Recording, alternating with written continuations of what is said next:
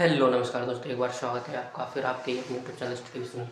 तो दोस्तों, आज हम सीखने वाले हैं शासन के अंग से संबंधित सभी इम्पोर्टेंट जानकारी कि शासन की जो कानून व्यवस्था या किस प्रकार सरकार शासन करती है, ये सभी जानकारी हम आसानी से समझेंगे। तो आइए स्टार्ट करते हैं। आज का हमारा टॉपिक क्या है? शासन के अंग। देखिए, शासन के अंग, तो शासन में दो प्रकार की सरकार होती है, एक केंद्र सरकार, दूसरी होती है राज्य सरकार। तो देखिए, केंद्र सरकार क्या होती है? केंद्र सरकार एक राष्ट्र सरकार होती है। क्या? एक राष्ट्रीय सरकार होती है। यानी ऐसा बोल सकते हैं कि केंद्र सरकार वह सरकार होती है जो एक राष्ट्र के ऊपर शासन करती है और उसके अधिकार होते हैं किसके अनुसार? संघीय सूची के अनुसार कुछ नियम कानून व्यवस्थाएं होती है और उसके पास अधिकार होते हैं। तो ये जो इसकी जो केंद्र सरकार है जो पूरे राष्ट्र पर लागू होती है, ठीक है। और फिर दूसरा, इसका जो मुखिया होता है वो कौन होता है? प्रधानमंत्री होता है, ठीक है।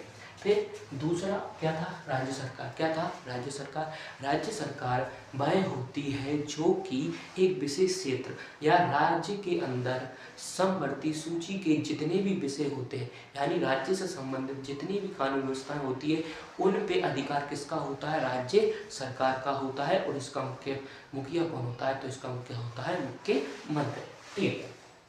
फिर इसके बाद में राज्य सरकार और केंद्र सरकार, ये दो महत्वपूर्ण अंग होते हैं। इसके बाद में अब इन पे जो व्यवस्थाएं चलती है वो किस प्रकार होती है? देखिए, कानून व्यवस्था क्या होती है?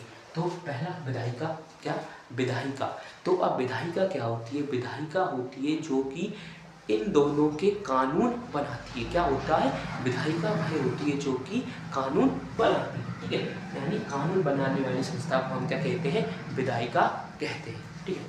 नेक्स्ट, फिर जो विधायिका होती है वो केंद्र सरकार और राज्य सरकार दोनों सरकारों के ऊपर कार्य करती है, ठीक है। अब जो केंद्र सरकार होती है उसमें क्या होता है? संसद। क्या होता है? संसद। संसद के बाद होता है लोकसभा। क्या होता है? लोकसभा। और लोकसभा से क्या होता है? राज्य। क्या होता है? राज्य, ठीक है। इसी प्रकार राज्य में भी क्या होता है? विधानमंडल। फिर विधानमंडल से विधानसभा और विधानसभा के बाद होता है विधान परिषद। फिर अब जो कार्यपालिका, अब कार्यपालिका कैसे कहते हैं? तो कार्यपालिका वह होती है जो विधायिका द्वारा बनाए गए नियम और कानूनों को लागू करती है, उसे कार्यपालिका कहते हैं। अब कार्यपालिका भी किस प्रकार कार्य करती है? केंद्र और राज्य सरकार दोनों में कार्य करती है। तो जो केंद्र होता है, जो केंद्र सरकार होती है उसमें राष्ट्रपति, फिर उपराष्ट्रपति और प्रधानमंत्री। यानी प्रधानमंत्री के बाद कौन किसके पास जाएगा? उपराष्ट्रपति। और उपराष्ट्रपति के बाद जाएगा राष्ट्रपति के पास। इसी प्रकार राज्य में क्या व्यवस्था होती है? पहले मंत्रिपरिषद, फिर मुख्यमंत्री और फिर राज्यपाल, ठीक है। फिर न्यायपालिका। तो न्यायपालिका वह होती है जो विधायिका द्वारा बनाए गए कानून के अनुसार इन जो भी विवाद होते हैं या जो दंड व्यवस्था होती है उसका समाधान कौन करती है? न्यायपालिका करती है। तो न्यायपालिका 3 स्तर से होती है। तो न्यायपालिका पहले होता है जिला न्यायालय जिसको हम डिस्ट्रिक्ट कोर्ट बोलते हैं। इसके बाद ये मामला पहुंचता है कहाँ पर? हाई कोर्ट में, जिसको हम उच्च न्यायालय बोलते हैं। और सबसे लास्ट में पहुंचता है सर्वोच्च न्यायालय यानी सुप्रीम कोर्ट के पास। तो ये थी हमारी भारतीय शासन की अंग, यानी भारतीय शासन के अंग। आपको उम्मीद होगी आसानी से समझ में आ गया होगा।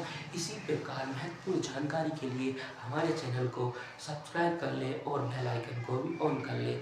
तो मिलते हैं नेक्स्ट वीडियो में, तब तक के लिए थैंक्स फॉर वॉचिंग।